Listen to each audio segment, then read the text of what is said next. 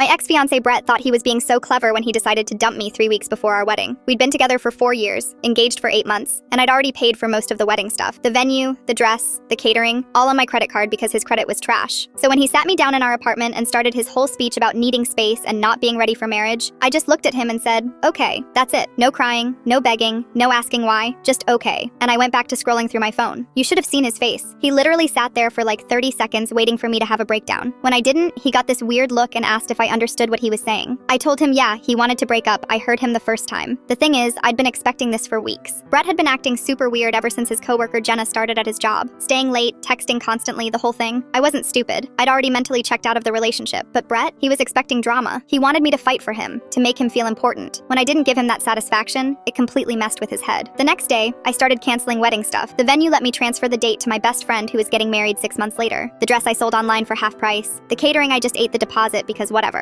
Brett kept texting me asking if we could talk about this like adults. I left him on red every single time. Then he started showing up at my work during lunch, trying to have these deep conversations about our relationship. I told him we were broken up and walked away. 2 weeks after our breakup, Brett came to my apartment at 11 p.m. drunk and sobbing. Apparently Jenna had rejected him and told him she had a boyfriend the whole time. He begged me to take him back, saying he made a huge mistake and that I was the love of his life. I opened the door, looked at him crying on my doorstep and said, no thanks, and closed it again. That's when Brett completely lost it. He started posting these long Facebook rants about how I was a cold, heartless person who never really loved him. He told everyone that I was probably cheating on him the whole time because no normal person would react like I did. His friends started messaging me asking what was wrong with me and why I was being so cruel. His mom called me crying, begging me to give her son another chance because he was going through a really hard time. But here's the thing that really destroyed him. Everyone could see how desperate and pathetic he looked. All our mutual friends watched him spiral while I just went on with my life normally. I got promoted at work, started going to the gym more, hung out with friends. Meanwhile, Brett was posting sad song lyrics on Instagram at 2 a.m. The final nail in the coffin happened at our friend group's monthly game night. Brett showed up uninvited and tried to corner me in the kitchen. He started going off about how my reaction proved I never cared about our relationship and that I was probably a sociopath. I just stared at him and said, Brett, you dumped me. I respected your decision. What did you expect me to do, fight you on it? Everyone heard this exchange. Our friend Caleb literally told Brett he needed to leave because he was embarrassing himself. That night, 3 more people in our friend group blocked Brett on social media. 6 months later, I heard through the grapevine that Brett had to move back in with his parents because he couldn't afford rent without me. He'd also gotten fired from his job for performance issues, which probably meant he was too busy stalking